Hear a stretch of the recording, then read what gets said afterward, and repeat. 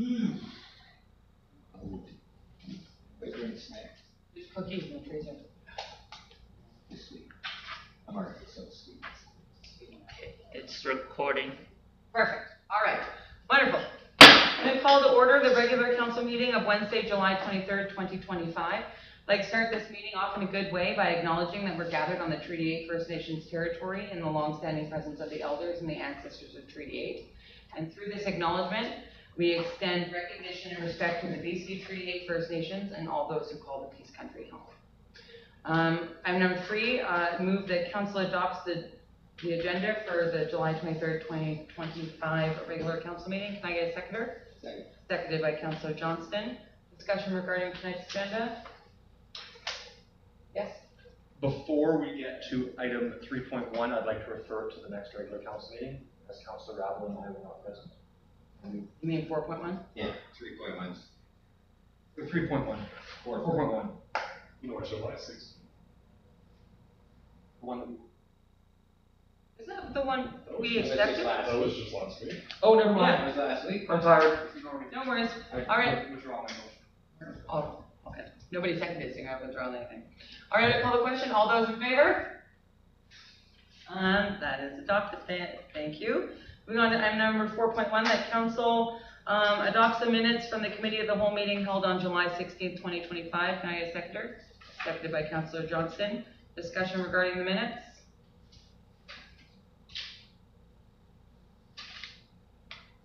I Okay. didn't know what I was looking at. Nope, no worries. I'm going to call the question. All those in favor? And that is unanimous and carried. Thank you. Introduction of late items, none. Public hearings, none. Delegations, none. Unfinished business rising to the minutes is 8.1, Iron Wolf Athletics. TJ Miley from Iron Wolf Athletics has submitted a request to council for a one-time waiver of the $500 rental fee. Hang on, let me check my email for something that's pertaining to that. Fee associated with the use of the Village Ball Diamonds for the upcoming women's softball tournament scheduled for July 25th to the 27th. You'll see a report that was written by staff that's just on the side here. He's noted that this is under the terms of the agreement with the village. Maintenance of the infield preparation work is expected to be supported by the staff, but however, due to staffing and transitional changes, we were unable to. So he's asking council to waive the one-time rental fee for just this year. Please just make note of the information we got from staff. And we do have one little hiccup. We still have not received the required insurance, liability insurance from Iron Wolf Athletics as of yet. So as of yet, we have not received the business license for the vendors, the traffic accommodation plan, the emergency response plan, the detailed site map, or the proof of insurance. Now I will take your question. Yes. Even without all of that, I still think that this event is going to bring people to the village. I still think it's worth $500 to support sporting events and tourism in our community. Either way. I think it's a fantastic event. I did speak with Mr. Misey this morning, and he's definitely been trying to get the insurance papers in. He's just having a few issues with Western Financial, I think it is, who does insurance or whatever it is in town. They're supposed to email it out, and I did not receive it today. So I'm not quite too sure what happened. I'm hoping we receive it before Friday because he can't go ahead without proof of liability insurance. Then we're liable, right? So Well, if he gets it, then the event happens. yeah. So we're going to cross all of our fingers and toes. Yes, Councilor Rebel. I'm same opinion in that regard, that it will bring more than $500 worth of benefit to the community. But of course, an event has to meet what our bylaws stipulate, and I think we should entertain waiving the fee so long as it meets the obligations set out in our bylaws. Is that a motion? I'll make a motion. Sure. I make the motion that council considers a request from Iron Wolf Athletics for a one-time waiver of $500 for the women's softball tournament to be held on July 25th and 27th of this year. Can we Can add we waive it? it? I didn't hear the waving part. Can we add Yeah. the waive it as long as we get proof of insurance. Sure, I'll amend my motion so that council waives the $500 fee for Ironwood Athletics Once. for one time for the women's softball tournament held July 25 to 27, with condition that they get liability insurance and provide that. Thank you. Seconded by Councilor Johnston. Thank you. That is something we do absolutely have to make sure we have. Sorry, Mr. Cole, about that. Yes, Councilor. Just a suggestion for a slight amendment, should be liability insurance, but in that bylaw, it does list all these other requirements. It does. So we might want to just amend it just to say, $8. following the requirements as outlined in the bylaw of whatever. I don't know what particular bylaw this is, I think we passed it earlier this year, Yeah, honestly. This is according to our events park permit application process. Requirements in accordance with applicable bylaws would be my suggested amendment. I take that as a friendly amendment. Okay. All right. Still second. Yeah, then we cover our bases. All right. But Okay. I'm gonna call the question then. All those in favor? Aye. Okay, that is passed. We will make sure to reach out to Mr. Misey and let him know that we will waive the fee. yeah, I want to see that. We will waive the fee as long as he provides the proof of business license for the vendors, the traffic accommodation plan, the emergency response plan, the detailed site map, and the proof of insurance. Thank you, guys. I appreciate that, and I think staff are gonna appreciate that you've taken that under consideration as well. Okay, all right, next thing. 8.2, so that's this other thing that's on the side. So, the fire hall expansion, the PRD requesting fund letter. At this point in time, this was drawn up by, Force engineer. yeah, Force Engineering. This is for the proposal of the fire hall expansion. So it does state in there that, the total budgetary for the ref is roughly 400,000 to do the drawings. And so if council would like to put a request in from Area D for 400,000, that is an option. Or we can attach both of these letters to our PRD letter. So that kind of gives us another option, if you would like. So rather than us having that ask, we could include the letter from Force Engineering in our PRD letter, sort of back up some of the information. Yes, Councillor Wolf, I'd like to make a motion. please. That council approves the submission for a letter for the Peace River Regional District requesting funding support for engineering drawings related to the fire hall expansion and emergency support letter, including our letter outlined in Force Engineering Group. Can I get a seconder? Seconded by Councillor Rabble, thank you. Discussion, Councillor Rabble? And assuming that it's the letter we discussed at the last meeting, approving that letter Yes. to be said in accompaniment, sent in accompaniment with this letter. I appreciate the work done to acquire this. This is what we were talking about last time. Yeah. Get some actual teeth to it, get some numbers to it, and saying that this is actually what we're trying to do, not some general pie in the sky stuff, saying this is actually what we want to do, and this is fantastic. Sure, this is better than I thought it would be. More detail. Wonderful. Okay, all those in favor? And that is carried. Wonderful. So just make sure that that's included with our ask for funding. Okay, moving on to item number 9, new business, official community plan, second reading.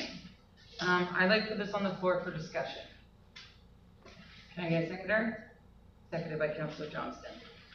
All right, Councillor Rabble, let's have it. Oh, I have not. No. Like, are you kidding? I'm sorry. Okay, I appreciate the opportunity. Essentially, we saw a previous draft version in early 2024. We received, I believe, grant funding to add in the housing funding stuff and the later pieces of it to bulk out the OCP and requirements with various provincial bills. And so I think that's where it's come back. In early 2024, myself, member opposite, we worked on some ideas and we actually submitted quite a lot of suggestions within this. Back then it was a 60-page document. Honestly, I've read through this new document. I really don't see those implemented. The high-level overview of my concerns with this document is, although it does, I'll compliment it in regards to, it does set out good ideas, it does take into consideration our early council discussions and consultation with the contractor. It does take into consideration, from what I heard at the community engagement sessions, some of those considerations into policy and bylaw development and such, related to residential, commercial, and industrial, and recreational. However, I see that it still continues with the 0.25, 0.5, and 1% projected population growth, 1 being the high end. I looked into the BC and federal data on population statistics.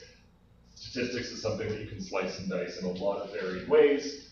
I believe it's beneficial still, as I suggested in early 2024, to take these numbers as 0.5 on the low end, 1 as the average, and 2 as the high end, and that is extremely conservative. 2012, for example, we had a population growth of 2.8%. This is not outlandish numbers.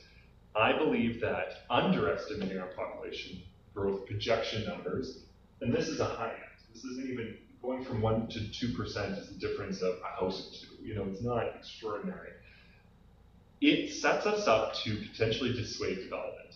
If a developer or somebody interested in moving in the community or starting a business in the community looks at this and says, this place doesn't even think it's going to grow. It's not even planning on thinking it's going to grow. That's what this document says right now, in my opinion.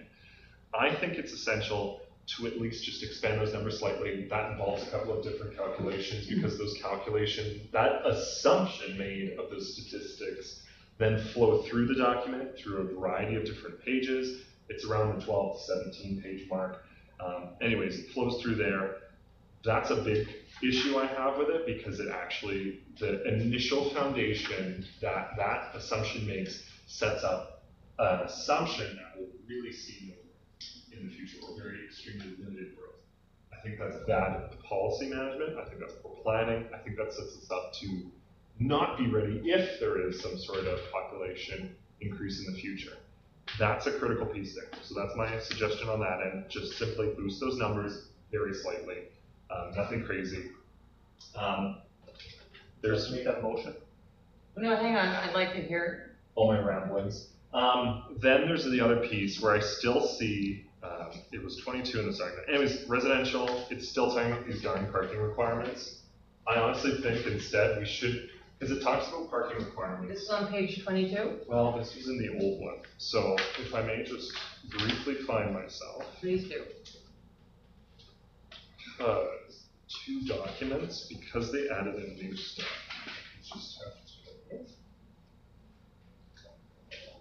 I do apologize. No, you're also, fine. in the interlude, this document doesn't have the attached schedules. It just drops off. You know, like it doesn't actually have the maps for zoning and stuff, so this body would not be able to make an informed. I'm assuming it's because we're still working on zoning, maybe? It's the attached schedules. Maybe that's how it is, Yeah. but the addendums are not attached, just as This big. So I'm talking about under 4.2, number 8.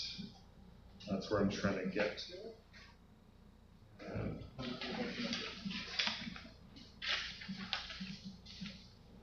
Heading 4.2.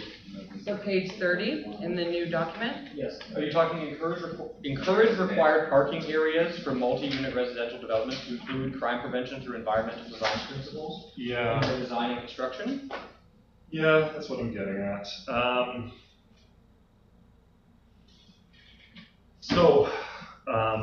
Crime prevention through environmental design was developed through, some urban planning schools of thought, and was brought forward through the federal government and RCMP in the 90s.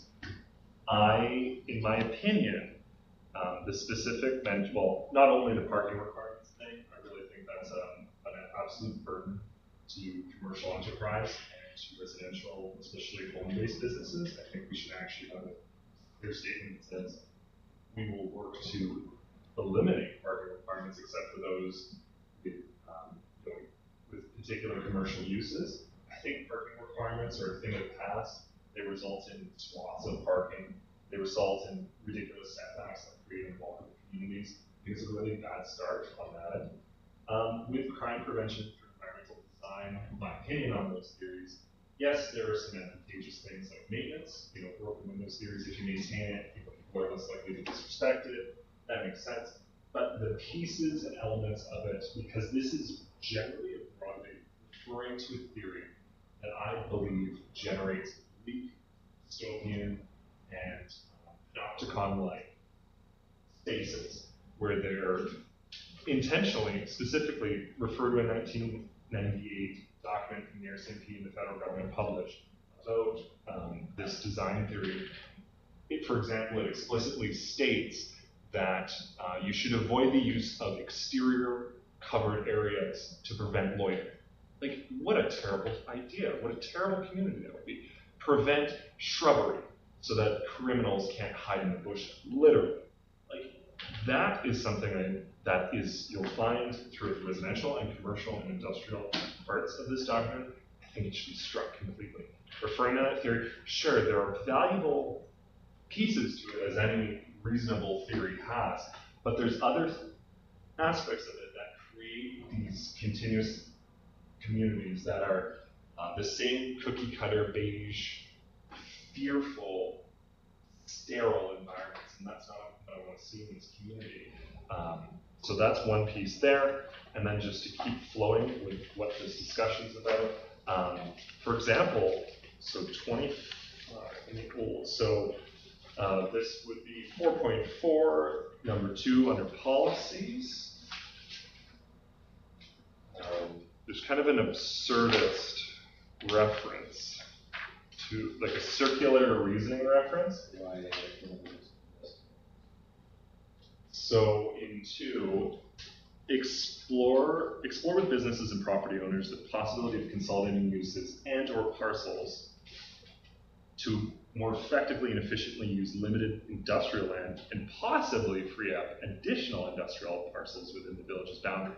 I don't understand how you would consolidate parcels, thus creating larger parcels, to then, consolidation means you're now putting these parcels together, therefore making it even harder to sell in the future potentially, but then now creating other parcels, which fine, create other parcels if there's a demand, but consolidating parcels does not in turn create parcels. It's a logical fallacy. I understand that in the previous version, in early 24, it was more directly saying literally consolidating parcels made more parcels, but in this one, it's still referring to, I don't think that the consolidation of parcels is the best approach. The landowner wishes for it, that's their business, that's their private property, but I don't think that's something that we should have at a high level policy. I think we should encourage absolute utilization, but I think the consolidation of parcels piece should not be part of our high-level strategic planning.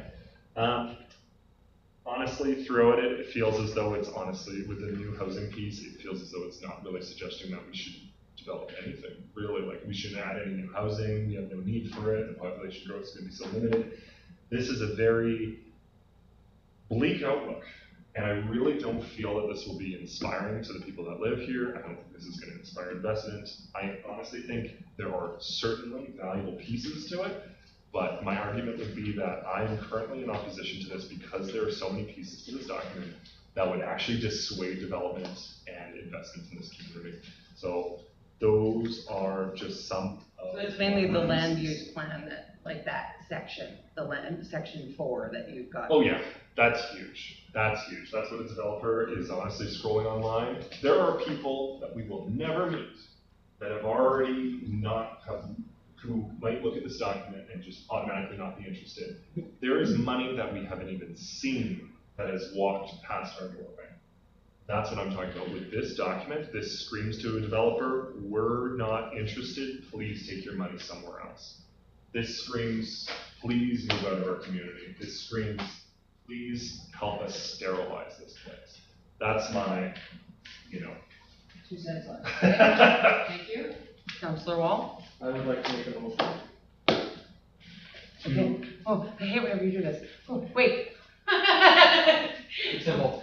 Is it simple? Okay, let's hear it. Is a motion to strike number 4.2, number 8, number 4.4, number 2, and increase the proposed population growth planning to 0.5%, 1%, and 2% to align with our strategic goals outlined in number 4.2, 4.1, number 4.1 and 4.2, numbers 1 through 7, and 9 through 12. You want to strike 4.2, number 8, under policies. Strike it completely. Just number 8. Oh, the parking, okay. and that's the parking requirement? Yes. Hang on, I gotta find out what page. There's required parking areas. 4.2, number 8. Because as the developers will look at that, and this will be a big deterrent. Number 8, so encourage required parking areas for multi-use residential to include crime prevention through environmental design principles in their design and construction. Okay, And the reason I add that in there, because environmental design principles is set up through the RCMP, and that includes things, this is actually a federal program okay, that says if we sign up to this, which is a part of our OCP if we approve Yeah. this, we should not have trees or shaded areas in parks or playgrounds. We should put blue or purple lights in parks or playgrounds to prevent people from using drugs, which I don't think there's a big problem with that in our little playground here. We should not have amphitheaters or open public spaces, no park benches, things like that. okay. That goes against what I think we're trying to do with our And then what was the other one you wanted? 4.4, number 2, stricken,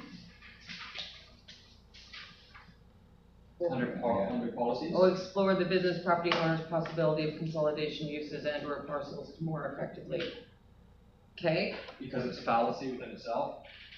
Because those two together don't align with number 4.2, numbers 1 through 7 and 9 through 12, because Okay. they're the opposites of each other. And I would also like to increase our proposed population growth planning to 0.5% on the low end, 1% on the average, and 2% on the high end to align with our previous 10 years of population growth. Not have a decline, but remain consistent with what we've seen. and so is that like, and those are the specific areas that you're not, that you would like to see adjusted as well? Those would absolutely be a fantastic start. So I'll second that amendment to bring it to the floor. That motion? That Okay. motion. Okay. Yes. So in response to that, I think that's a great start. However, we've had this document, we had it added with the implementation of the housing needs assessment because of the recent requirements. I don't want us to move forward with this particular document, but I don't want it to die at this stage. My hope is that we can work on it more, amend it, because if we send it back for consultation, that costs money. I would like the opportunity to just really run through it. I know I've done it before. I've literally sent it off, saw none of the changes implemented so far as I can see, in all honesty. But I don't want to waste taxpayer money. That's why I'm honestly saying, if we Let's can- start there. let's not kill it. Let's not send it back for consultation, but let's just work with it, fine tune it, really get it good. I think we can do that very, very quickly, very effectively, and these are fantastic starting points. So, This is I'm, a 30-second alteration. yeah, no, that's fine. I would Yeah. just like council to know, if you go forward with that, we have to go right back to first reading. So we have to start first reading again. This is due in December. Yes. So I'm just letting you know, I totally get where you're coming from, and I know that this document has been juggled around a bazillion times, and I know that there's been large emails sent back and forth about different requests, and I know some things the contractor was concerned that there might be an additional cost, some of the work that was being asked of, and I understand all that. So my thing is, you can absolutely go forward. Council is within its right to vote in favor of that and to go forward with doing those. But if you do that, we are gonna have to go back and do first reading all over again. And they may have a few reasons for why they wanted that in there. But it could lead to a greater conversation. I don't know what direction it will go, but that is something if council wishes to do. Yes. So the idea is to not kill it, not incur further cost, and then also because this is what comes before we move forward with our zoning bylaw, which is the other thing we're trying to move forward Yeah. as quickly as possible, because this actually informs our zoning bylaw. Yeah. That's why I wanna make sure we get this right, so that the flow down works. Works for it, okay. I think this can be, honestly, my suggestion would be that we do a call so that by the next meeting, submit our requests in, or something like that. Yeah. Well, so what we can do is if council goes ahead with voting in favor of making those changes, we can send it off and then, we'll have to have a special meeting to get the first reading done, most likely in August.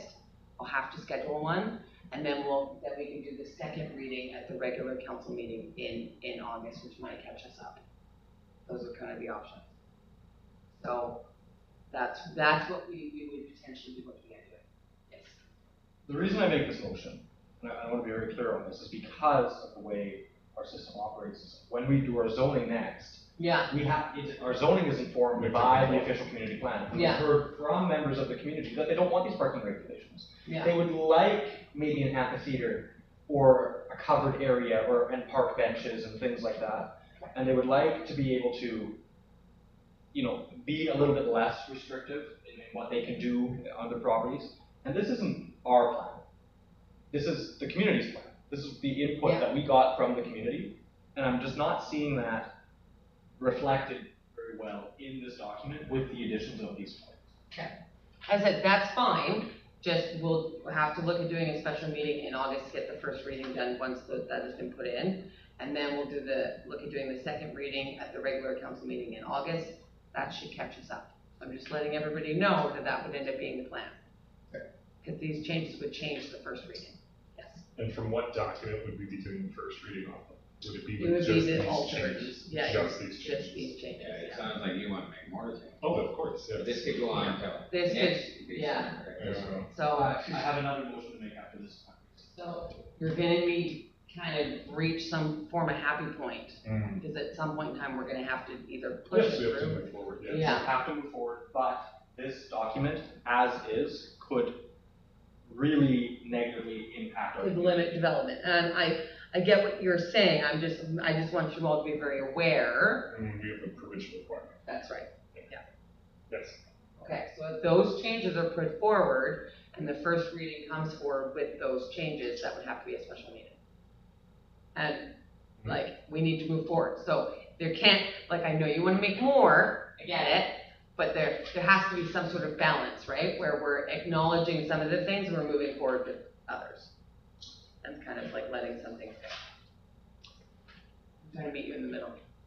After we vote on this, Okay. I am curious about the schedules though, because they're maps and they're not equivalent. I'm curious where those. Yeah, and I wonder if that has to do with our zoning. it wouldn't, because zoning has to come after. That's like capacity and stuff. Okay, all right, I'm gonna call the question on the motion that's on the floor. So, Should I read the motion? you absolutely, go for it. Okay, the motion is to strike 4.2, number 8 under policies, 4.4, number 2 under policies, and to increase the proposed growth planning to 0.5% on the low end, 1% on the average, and 2% on the high end to align with all the other stuff. All right, all those in favor? There you go, that passes. So, keep your eyeballs out, I'll be calling a special meeting. Yes, Councilor Wall. I know you made this one, another motion. Another surprise motion, yes. I will motion now, because we have, I motion to include our OCP on the next available committee of the whole council meeting agenda, Okay, so that we can discuss further changes to send those back to urban systems. okay, well, I can put it on there with those changes, but if you make more changes, then it's gonna get delayed again. But we can discuss it better. in a Yeah. committee We of need the to whole. do the first reading anyways. Yeah, Okay. because we're gonna have a committee of the whole before we have another council meeting. Well, you don't need a motion to put it on the committee of the whole, because once the changes are done, I'm gonna put it on there anyway. Well, I want to put this document with these changes on our committee of the whole meeting agendas for us to discuss it. Yeah, I can just make sure that it's on there. I'll put it on. for August. Oh, so you don't have to make a You're the motion. chair. She So said- you're saying I don't have to make a motion? Yeah, Oh, I'm saying, you don't have to make a motion, I'll make sure that it's on there. okay. Okay. Is there a better way for me to like say that? No? You said it just fine, I'll just make sure it's on there. Okay, I don't have a motion. Okay, all right, thank you, and if, Thanks, Jimmy. I'm gonna go back through my email and see if I can find the one you guys wrote up in January of 2024. 2024. Seems like it was early 24. Yeah, okay, I'll have to go back and see if I can find it. Okay, perfect. Correspondence, none. Resolutions, 11, who wants to read that? Recommend that council adopts the resolution in support of Rail Safety Week to be held across Canada from September 15th to 21st, 2025, as requested by CN and Operation Lifesaver. Seconded by Councillor Wall, thank you. Who would like to read the resolution? Come on, Brady, oh boy, can I love it when you read the boys there. That's a stand up. I can stand up. You can stand up and, have you, I you've think never I heard did it? this last year. I know, you radio voice it, I love it. You commanded me. I am, Megan. Alright. Okay. Yeah, very fancy, the king is there, but for fitting fun. Resolution in support of Rail Safety Week. Whereas Rail Safety Week is to be held across Canada from September 15th to 21st, 2025. Whereas 261 rail crossings and trespassing incidents occurred in Canada in 2024, resulting in 68 avoidable fatalities, 58 avoidable serious injuries. Whereas educating and informing the public about rail safety, reminding the public that railway right-of-ways are private property, enhancing public awareness of the dangers associated with highway rail grade crossings, ensuring pedestrians and motorists are looking and listening while near railways, and obeying established traffic laws. This will reduce the number of avoidable fatalities and injuries caused by incidents involving trains and citizens, and whereas Operation Lifesaver is a public-private partnership whose aim is to work with the public, rail industry, governments, indigenous communities, police services, media, and others to raise rail safety awareness. Whereas CN and Operation Lifesaver has requested City Council, specifically the Village of Pouce Coupe Council, to adopt this resolution in support of its ongoing efforts to raise awareness, save lives, and prevent injuries in communities, including our municipality. As vested in me through the mayor, I guess it's still the mayor, it is hereby resolved to support National Rail Safety Week to be held from September 15th to 21st, 2025. So keep your eyes out for the trains in Pouce. Okay, can you type it? If you see one, let us know. Well, I guess it was proposed by him. Yeah. Wait, I thought it was. Please sign under second. I thought Councilor Johnston was the one that proposed it. That's good. Yeah. Right. That stumbled. There you go, officially official. Thank you. Oh, if I need to fix that, I will, but for now, I've got that one at least. Awesome. All those I don't need to call in all those in favor. We already signed it. You Yeah. have the sole authority, I I think, know. to do it. It's like over and done with. Okay, moving on to staff reports. 13.2, we're just accepting for information. This is just our annual performance plan acknowledgement from the Dawson Creek RCMP detachment. So motion to accept for information, seconded by Councillor Johnston. Thank you. Any discussion? It just basically states that in Pouce Coupe, they're going to be focusing on traffic safety for motor vehicles and roads, substance abuse, and gang-related crime. So this is in Pouce Coupe in the region. Councillor Woodall met with them last week, no, 3 weeks ago, sorry, and sort of went over this plan and brought forward with them concerns that anybody in the village has regarding traffic. That was definitely their longest conversation, was just people speeding through the community. We've been having a lot of people cutting the corner and going up towards the industrial and over. And they've been coming off the highway going about 80.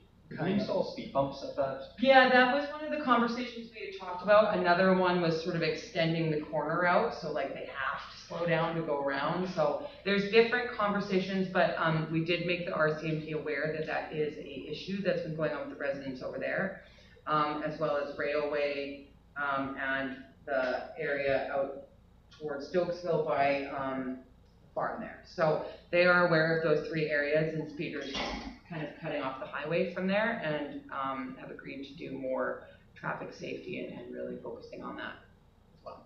Yes, Councilor Bell. I am of the opinion that 1, 2, and 3 should actually be flipped upside down. I think gang-related and gang violence should be the first priority, substance abuse the second, and then traffic as the third. I think that's the way that, it should be ordered. I think they should be focusing on, speed traffic on the highway. I think, I'm of the opinion, I'll be frank. It's not up to us, we don't get to flip it, but. Well, I'll make my piece, Okay. I honestly think that traffic safety is important, don't get me wrong. Yes, we lived in an area where we had people speeding up the road. But in all honesty, focus on the substance use issues, focus on the drugs moving through our community, focus on the violence and the gangs and the criminal activity associated with moving those drugs through our community. Then you can focus on traffic. And missing people. And missing people, and missing and murdered people, Indigenous women, and other missing and murdered people. You need to focus on that first. And then, please, I'm seeing them out patrolling the highway, and Those might be just 3 points, they might not be in priority. I would flip that priority. I'm gonna be honest. Yeah. I'm of that opinion. I'll be very frank about it because I'm getting a little frustrated with them. Gotcha. Okay, Okay? all right. I'm gonna call the question. All those in favor of receiving for information? All those opposed? I'm opposed. Would you like your opposed noted? Noted, please. Thank you. Mr. Will, can you go open up the door? Somebody just walked in. Thank you. Okay, councillor reports. Oh, hello. Alrighty. So, Councillor Johnston, what I you been have not up to? been up to much, but I do have to remind you all of the meeting tomorrow night. Tomorrow night, at the yep. Seniors Hall at 7 o'clock. Councillor Rabble? It's been a week since our last meeting. I attended the last, deferred meeting, so that's it. It's really just, Yeah. and looking at this stuff. Yes, thank you. Councillor Wall? I have nothing to report, it's been a week. I know, I don't think I've ever said that before, but. Councillor Will? My apologies for being late tonight. I just got in from Fort Nelson, so. Yeah, thank you so much for showing up. I've got nothing to report this week. Recovering from surgery nicely, so I got some follow-up to do. Still have some complications from that, but in a position where I'm better able to follow up on some stuff now. No, that's good. Okay, and yeah, it's been a week. I've just really been working really hard with our recruiter, and staff, kind of getting ready for hopefully an interim to come in. And so really I've just been super focused on that. That's what I've been up to. All right, so question period. Nobody's here. I hope got up there for all 2 seconds. All right, guys. All right, so moving to in camera, who wants to read the recommendation? Recommend that council closes the meeting to the public pursuant to section 91 and 91E of the community charter as the subject matter relates to labor relations or other employee relations and the acquisition, disposition, or exploration of land or improvements. Council considers that the disclosure could reasonably be expected to harm the interest of the municipality. Seconded by Councillor Wall. Thank you. All right, we'll move into close. Jimmy, you can turn that off. Thank you. Take 5 or we go on straight? We're gonna take 5. I motion to make it 30 minutes. Well, it's